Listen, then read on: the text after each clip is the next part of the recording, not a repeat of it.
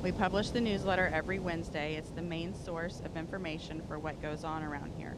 So be sure to sign up. If you already receive it, be sure to read it to find out all the things going on.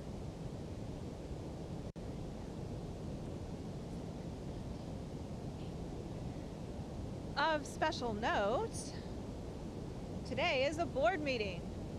Yay! You're all welcome to stay. That's at about what time? 1 o'clock. All right. Also, we will continue to do services outside as long as the weather holds up and it's not raining or getting too hot. So you can always bring hats and umbrellas and misters if you want to stay comfortable. Thank you. And I'd like to take a moment to extend gratitude to Helen Dingus, our office administrator. She's done a lot of work since she stepped into the position, including helping out with an activity that we're going to do today in worship service. She isn't here yet, however, because she had a flat tire on the way. So she'll probably need an extra hug. Be sure to give her an extra hug. Now, let us enter into this sacred space where we celebrate our connected circle of life. Breathe in, feeling the spirit of love in the center of your soul, and breathe out that love towards all your relations. Connected, we are whole. Today is the spring equinox.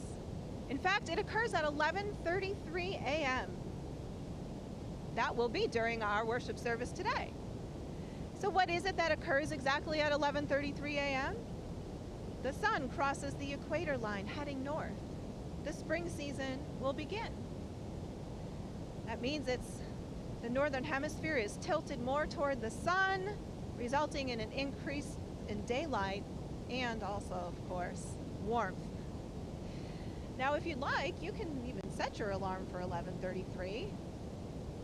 Sure, I don't mind being interrupted during the worship service, and we can all say happy spring to each other.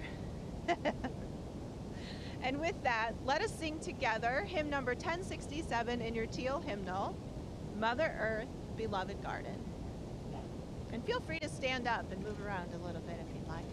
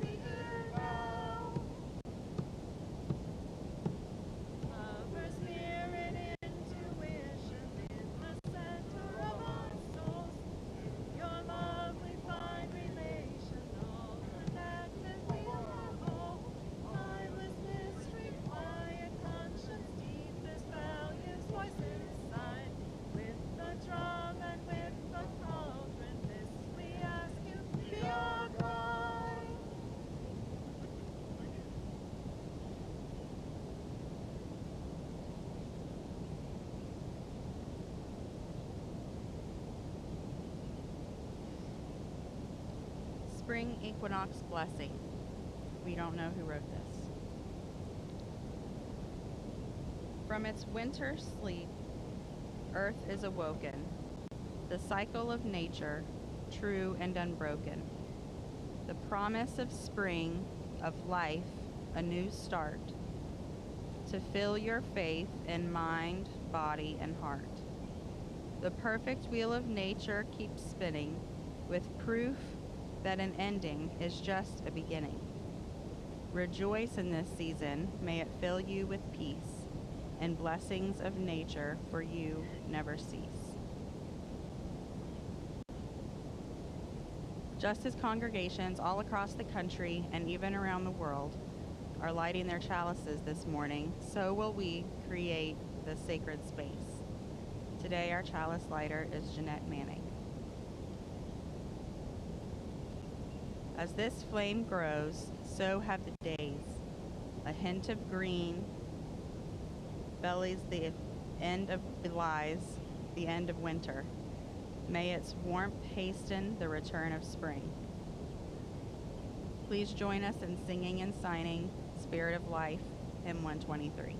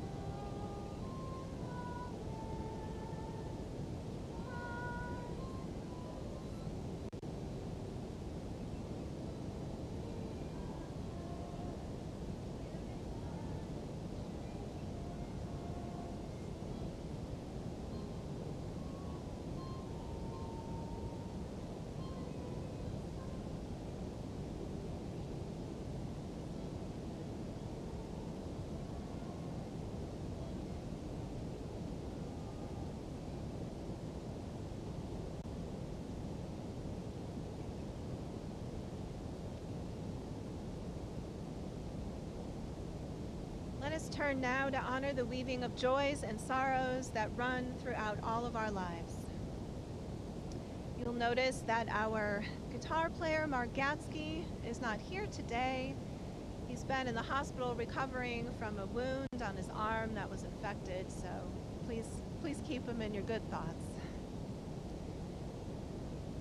Alongside our personal sorrows, we are still watching a senseless war in Ukraine. The significant loss of innocent life is a battering to our spirits. May we find strength together by being here today. We invite you up to the chalice table to place stones in the water for the joys and sorrows you carry with you. The green stones are for joy, the white are for concern, and the blue are for sorrow. If you are on Zoom, we will say your name and put a stone in for you so that we all know that we are all together and connected, striving towards wholeness. If you want a specific color stone put in for you, please say so in the Zoom chat. Otherwise, we will put in a green stone because it is a joy to have you with us. You are invited up to the table now.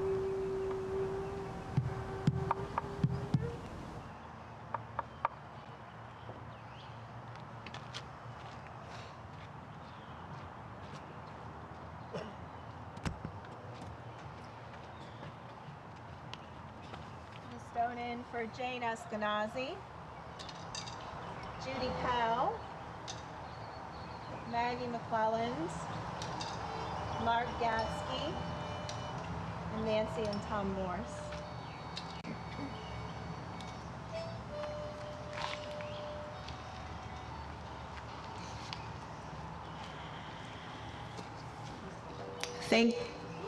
Oh, hey. We're awake now. Thank you all for being here today. Can you hear me now? Okay. I can maybe move it away from me a little bit too.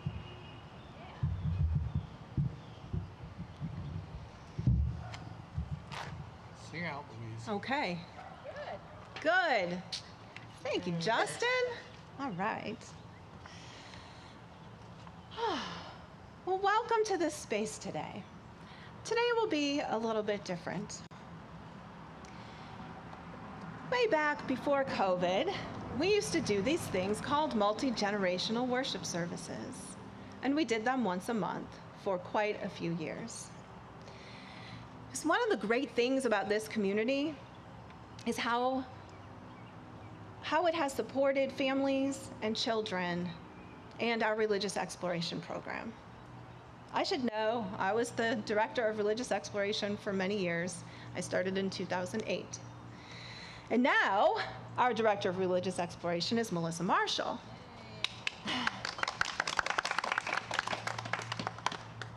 With Axel, Kelly's baby, of course. But Melissa and I did both raise our children in this church. They are now young adults, 18, on their own. Mine's at work.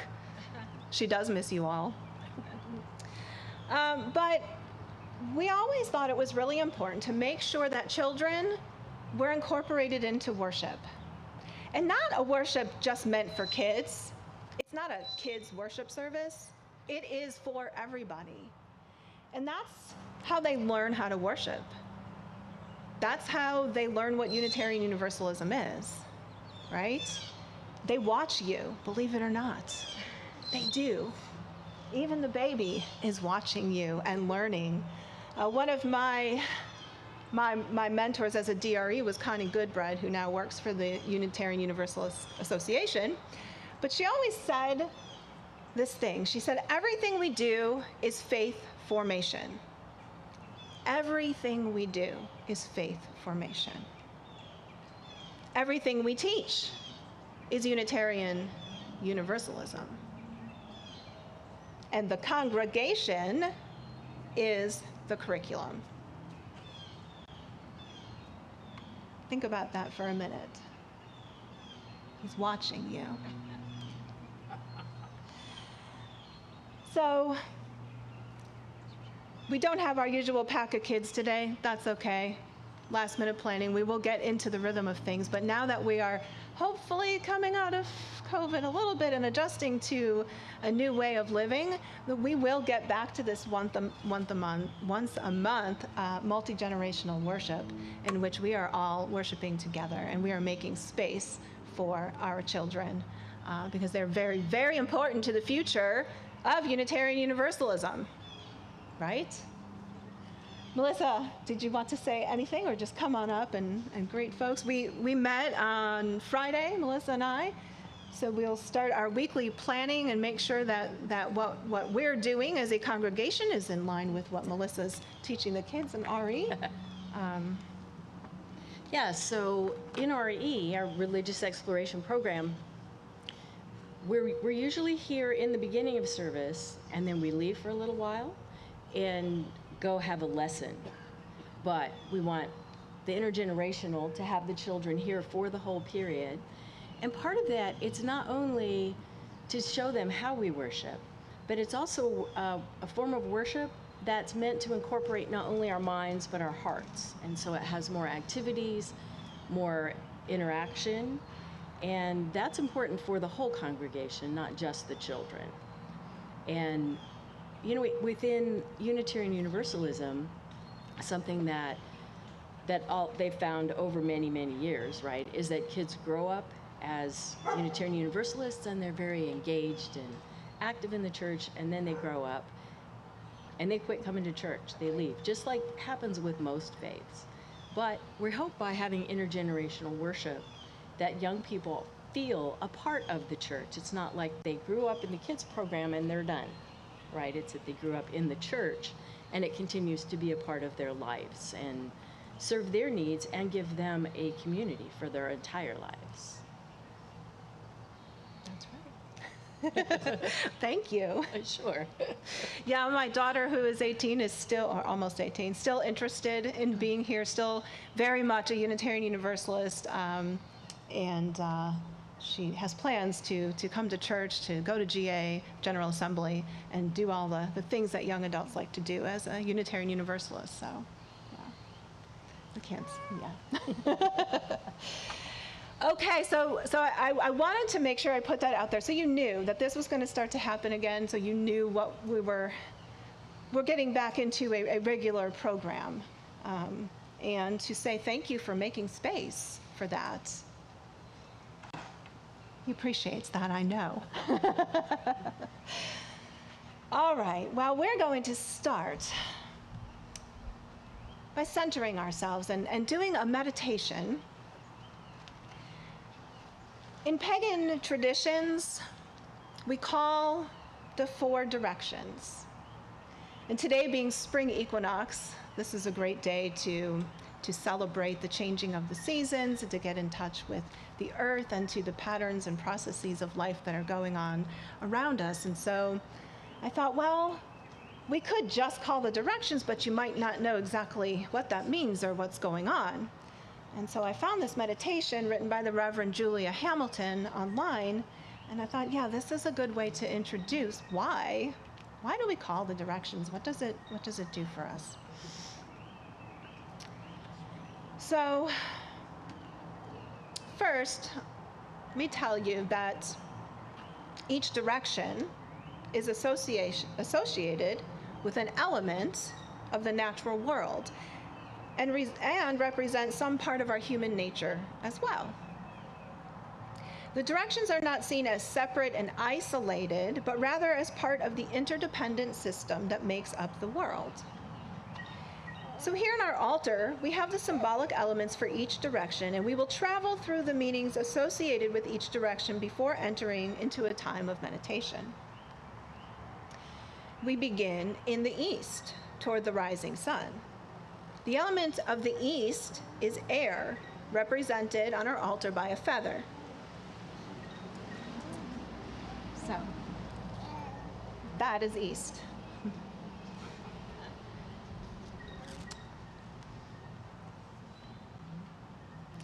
Air and breath give us life. It is the direction of inspiration, the word that literally means to take in air. The east is associated with the mind, with knowledge and learning. Whew, and there it comes, it's going to fly away. And intellectual curiosity. Imagine the birds turning and wheeling in the air. Imagine the breeze blowing through your hair. Turning toward the east, we look for a fresh start, an invigorating breath, a new idea. When you are feeling stuck in a rut, beholden to a routine, or if the wind has gone out of your sails, look eastward. We move around the wheel to the south. The element of south is fire. And in the southern place on our altar, the flame of our chalice burns bright. Fire is a transformative force.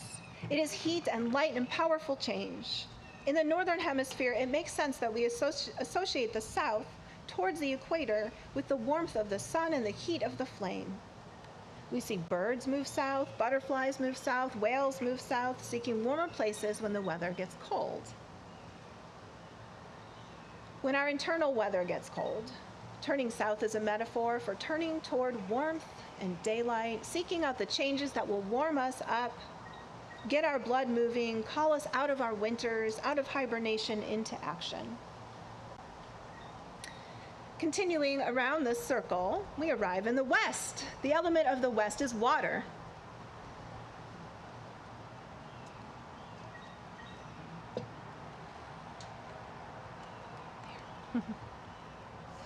And here at our altar, we have the water that holds our joys and sorrows.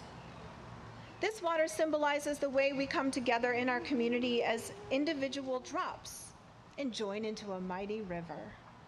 In the West, we are drawn into the experience of our emotions. It is a direction that calls us to self-reflection and self-understanding. Our emotions move in us like water flowing through our lives, sometimes calm and sometimes turbulent, but always flowing. When we dam up our feelings, just like when we dam up a river, the pressure builds until it finds an outlet. If you are seeking to get in touch with your inner life, with your emotions, turn towards the West. We move now to the north. The element of the north is earth.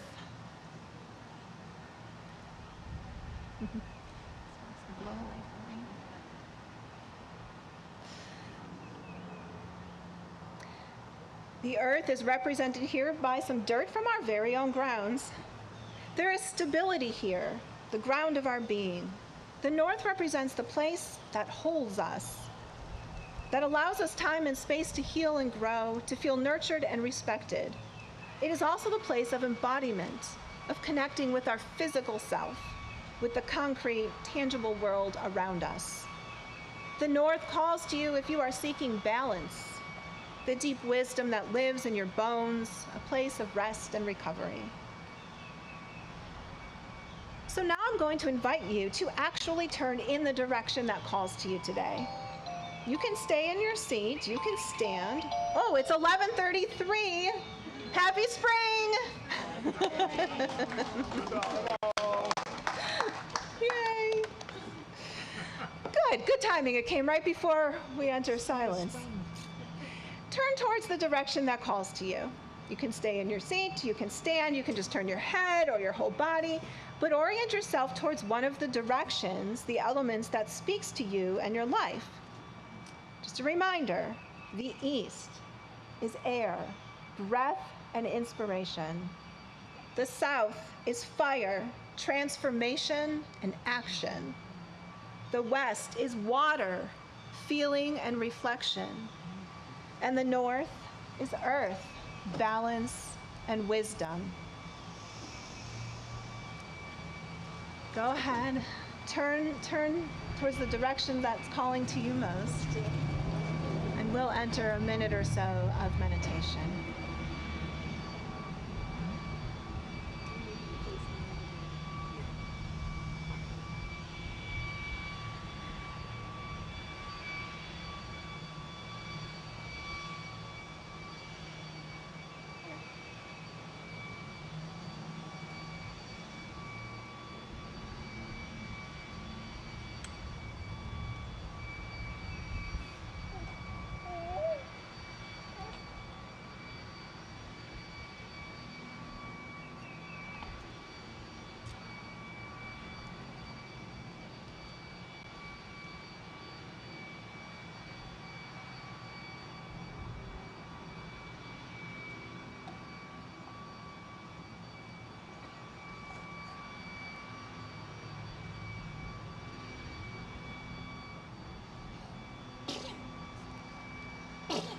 Bless you.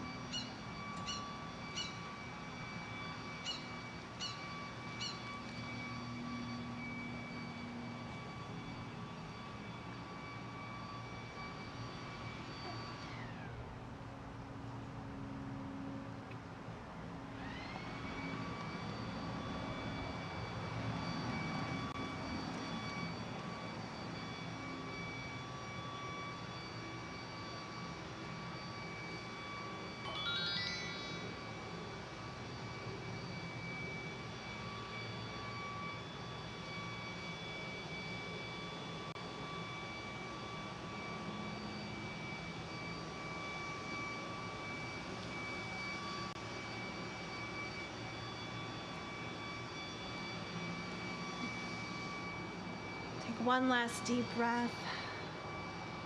Say thank you to the elements, to the direction, to yourself.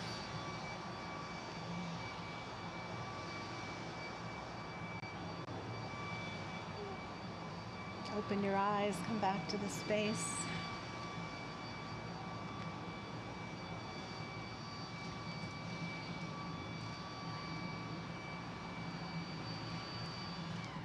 I really love to take a moment to connect myself with the earth. So as we talk about renewing faith or even contemplate what faith is, I think, well, perhaps we can have faith in the cycles of nature, the cycles of the universe, and we can derive meaning from our place in those cycles.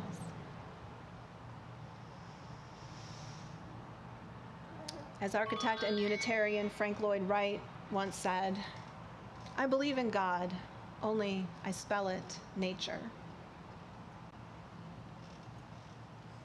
What do y'all think about that?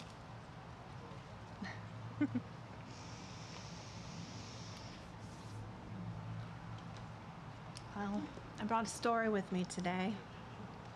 I know, it's a kid's book, it's a story book, but really, they have deep messages for adults too.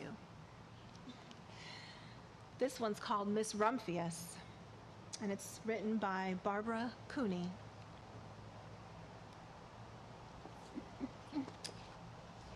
The lupine lady lives in a small house overlooking the sea.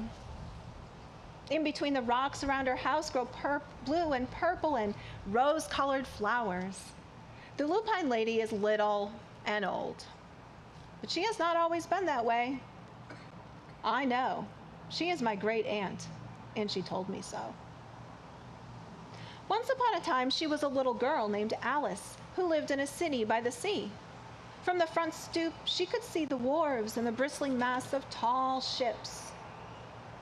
Many years ago, her grandfather had come to America on a large sailing ship.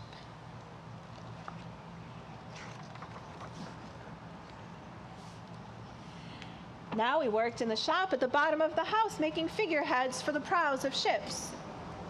For Alice's grandfather was an artist. He painted pictures, too, of sailing ships and places across the sea. When he was very busy, Alice helped him put in the skies.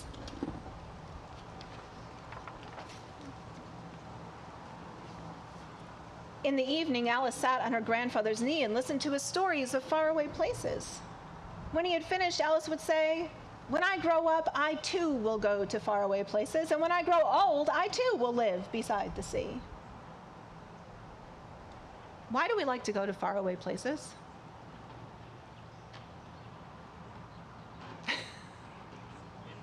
Adventure, see new things. Learn. Yeah. Learn. Yeah. The earth is so different in so many places. To be free. Ah. Yeah. Good answers. That is all very well, little Alice, said her grandfather, but there is a third thing you must do. What is that? Asked Alice. You must do something to make the world more beautiful, said her grandfather. All right, said Alice, but she did not know what that could be. In the meantime, Alice got up and washed her face and ate porridge for breakfast. She went to school and came home and did her homework. And pretty soon, she was grown up.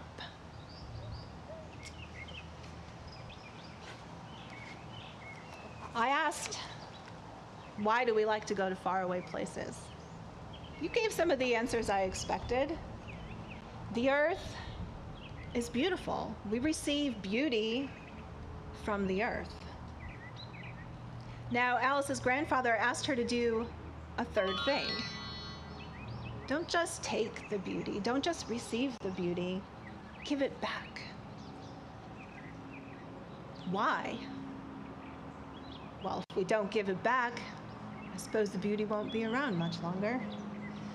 When we are earth-centered, we may say we have faith in the cycles and the seasons and the patterns of life, because we know that the earth offers us all that we need for life. Can we have faith in that?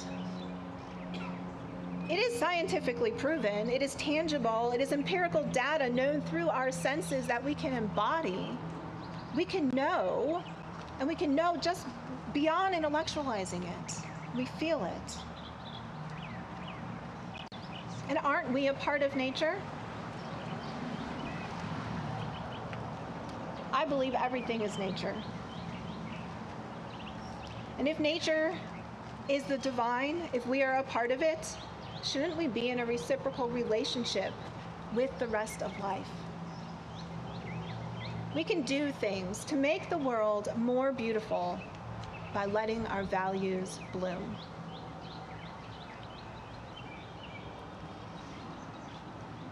Then my great Aunt Alice set out to do the 3 things she had told her grandfather she was going to do. She left home and went to live in another city far from the sea and the salt air. There she worked in a library, dusting books and keeping them from getting mixed up, and helping people find the ones they wanted. Some of the books told her about faraway places. People called her Miss Rumphius now. How many of you live in your hometown still? A lot of us tend to go away. Sometimes she went to the conservatory in the middle of the park. When she stepped inside on a wintry day, the warm, moist air wrapped itself around her and the sweet smell of jasmine filled her nose. This is almost like a tropical isle, said Miss Rumphius, but not quite. So Miss Rumphius went to a real tropical island where people kept cockatoos and monkeys as pets. She walked on long beaches, picking up beautiful shells. One day she met the Bapa Raja, king of a fishing village. "You must be tired," he said. "Come into my house and rest." So Miss Rumphius went in and met the Bapa Raja's wife. The Bapa Raja himself fetched a green coconut and cut a slice off the top so that Miss Rumphius could drink the coconut water inside. Before she left, the Bapa Raja gave her a beautiful mother-of-pearl shell on which he had painted a bird of paradise and the words, "You will always remain in my heart." "You will always remain in mine too," said Miss Rumphius. They receive gifts from the earth and then they give to each other. Sounds pretty you. I think we can get behind that. My great aunt Miss Rumphius climbed tall mountains where the snow never melted. She went through jungles and across deserts. She saw lions playing and kangaroos jumping, and everywhere she made friends she would never forget. Finally, she came to the land of the lotus eaters, and there, getting off a camel, she hurt her back. Now that probably sounds familiar. Maybe not the getting off a camel part, but the hurting the back part, right? "What a foolish thing to do," said Miss Rumphius. "Well, I have certainly seen faraway places. Maybe it is time to find my place by the sea." And it was, and she did.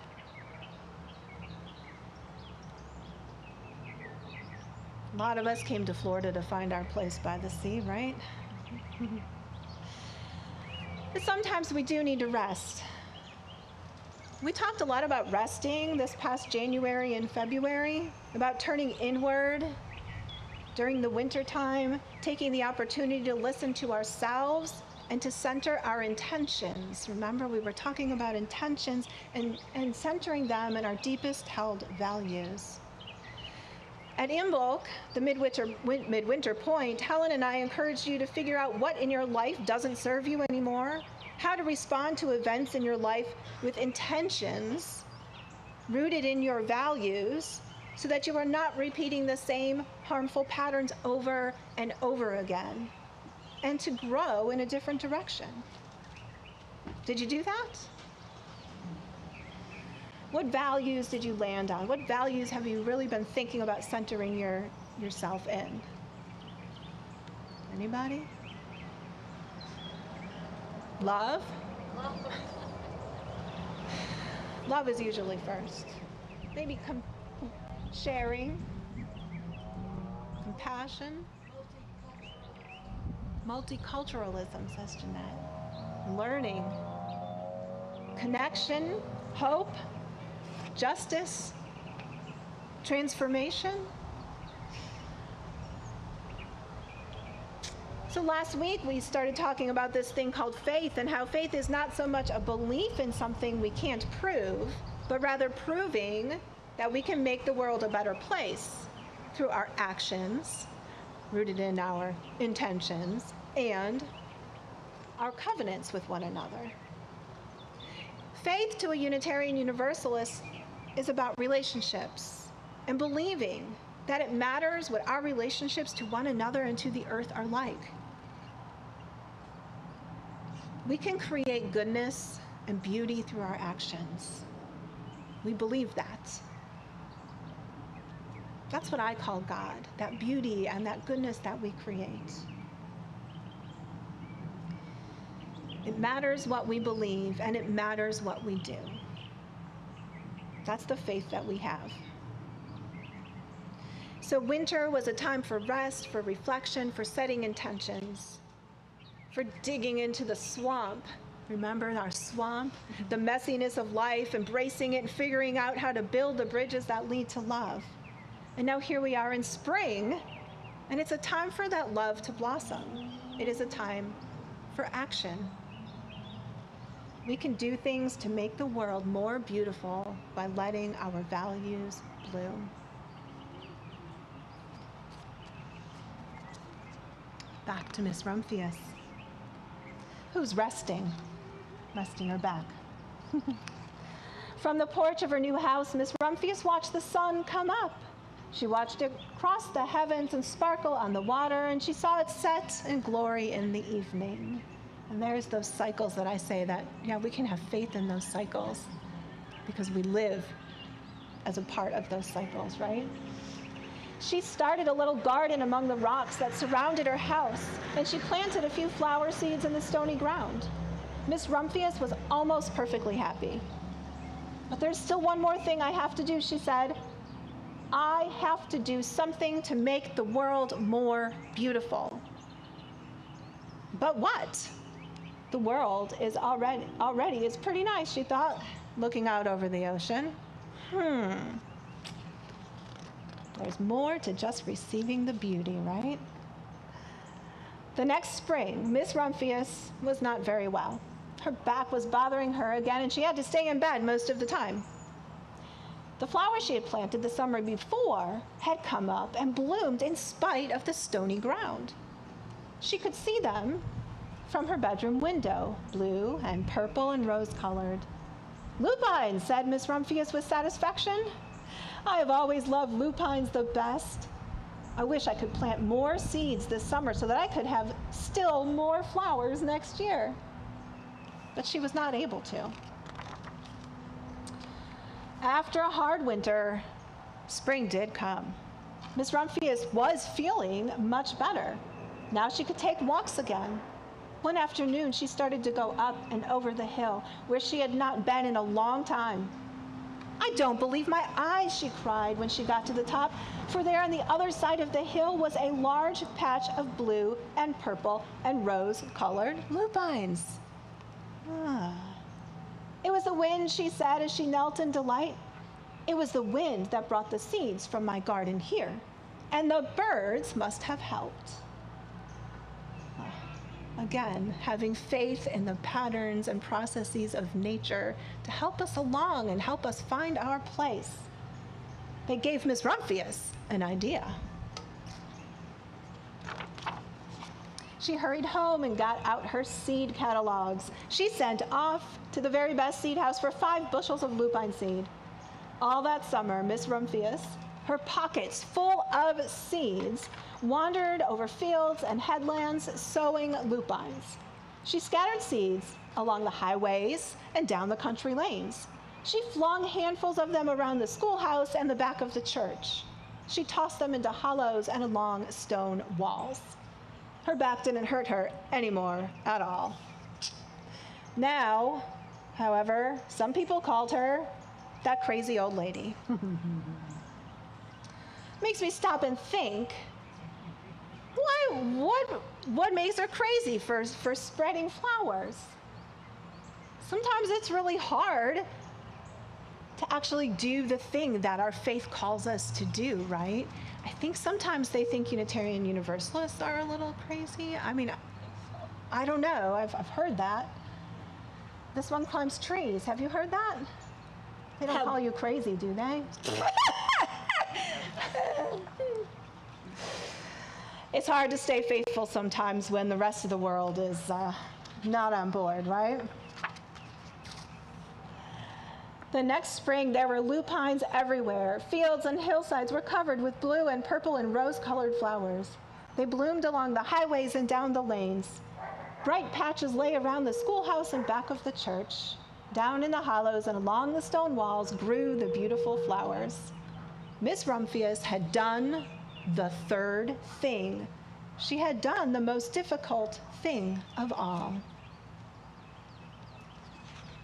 Of course, I don't always agree with everything I read. Was that really the most difficult thing?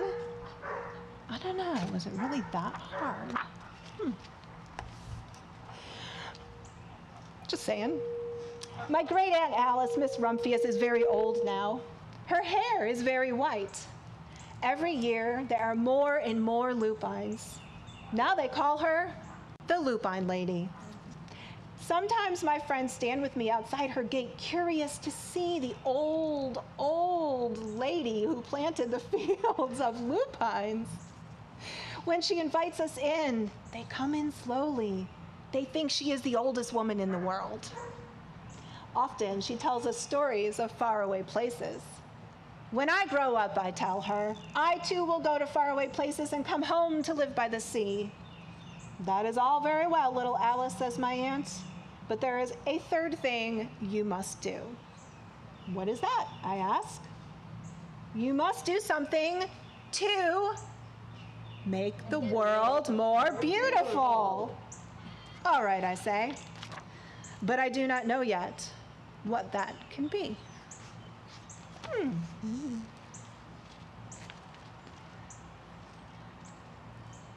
What can that be? How can you make the world more beautiful? Our Unitarian Universalist faith says deeds, not creeds. Have you heard that before? Yeah, deeds, not creeds. Sometimes that is difficult.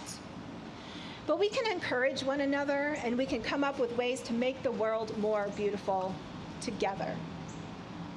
That's what our church mission statement guides us to do. Love plus connection equals transformation. When we come together here with love in our hearts and we connect and we share, we can transform the world. We can do things to make the world more beautiful by having faith, renewing our faith, putting it into action, and letting our values bloom. Unitarian Universalists make promises to one another called covenants. Our values are deeply embedded in these promises. And of course, these promises aren't just there for us to read and memorize, they are there for us to act upon. Miss Rumphius made a promise to her grandfather, and she kept it. So during the sharing of abundance, which is coming up next, I want you to think of a good deed you did this last week, reflect upon the values, and see if you can connect it to a principle that, one of our principles, which are in, well, if you don't know them, they're in the gray hymnals, but you might think of one easily, right? The inherent worth and dignity of every person, supporting the interdependent web of life. And don't worry, because we do have one activity after the sharing of abundance, and you'll get a little more familiar with our principles if you don't know them now. So that's just something to think about. So we have come upon the moment when we can share our treasures with this community as an act of faith. When we each give what we can back to life, we serve a greater good, creating a powerful beauty that can change the world. While our ushers pass the plates for your offering, the choir will sing a hymn written by Unitarian minister and transcendentalist Samuel Longfellow. Longfellow saw a divine experience in the everyday, recognizing the dynamic processes of nature as spiritual phenomena. Perhaps you could say that he had faith in the ways of nature, its beauty, its patterns, its life-sustaining quality. Hymn number 12, O Life That Maketh All Things New.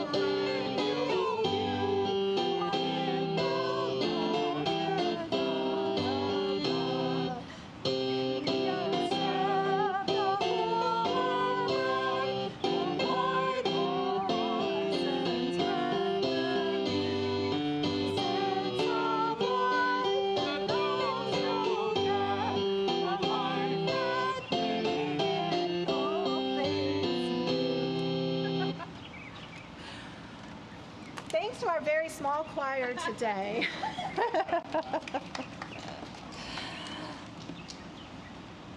So what actions can blossom from our 8 principles and show our faith? The ushers are going to hand out a piece of paper and a writing utensil to everyone. On the piece of paper will be one principle, just for you. The task is to think of an action, something simple enough that you can do this week, something that embodies the principle you received.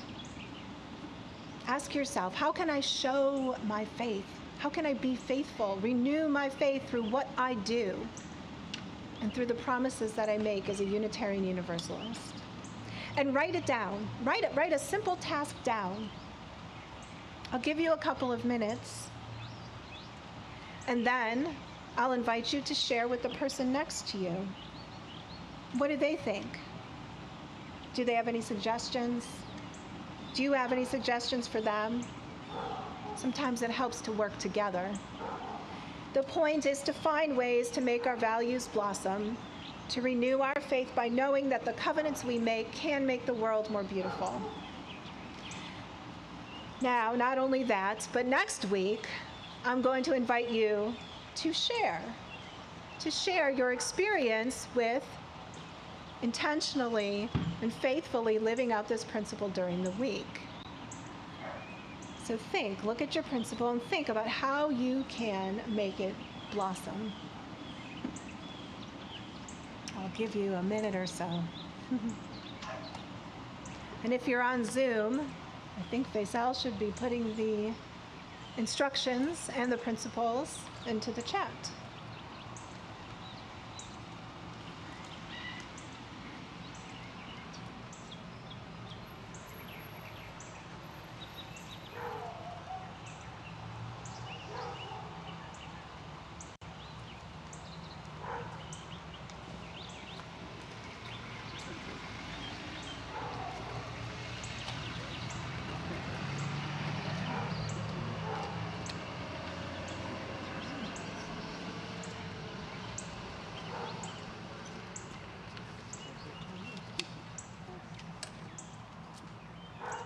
Tim, I'm out. I thought you were getting there. I ran out. She ran out. Okay.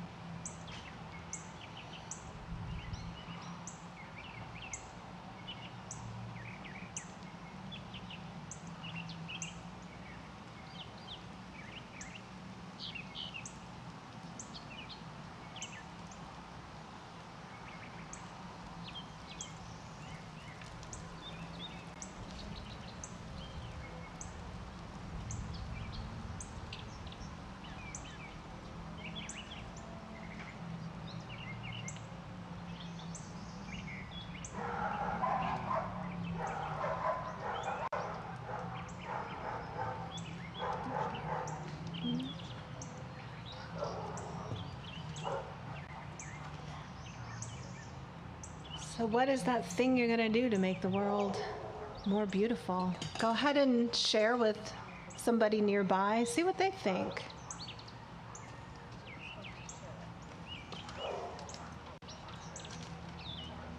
Yeah, make sure it's a solid idea, because I really want you to be excited, and I want you to actually put it into action and come back next week and share.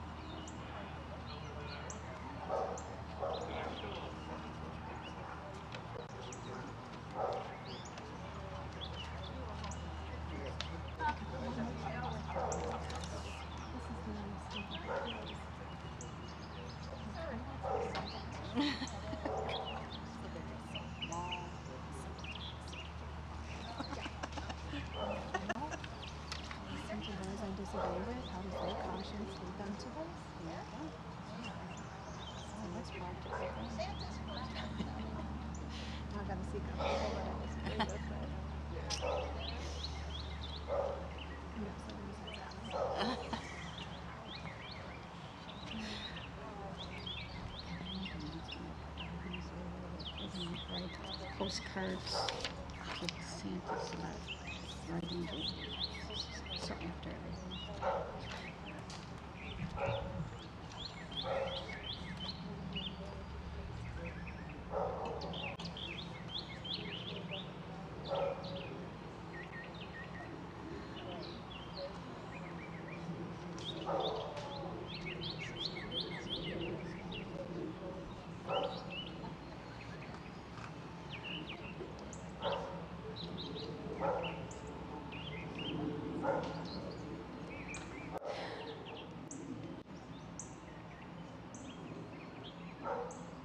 Well, I can't wait for next week, 'cause I love it when you share. But with that, we will close our service today. And Kelly will read our closing words.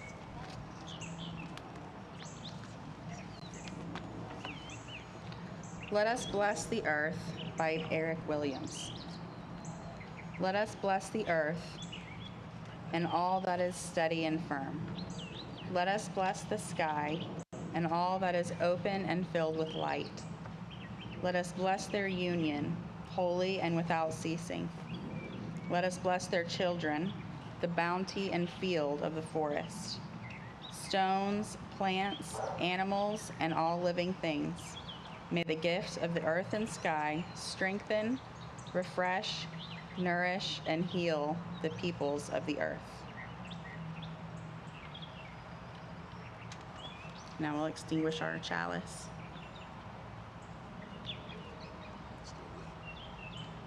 Where's Jeanette?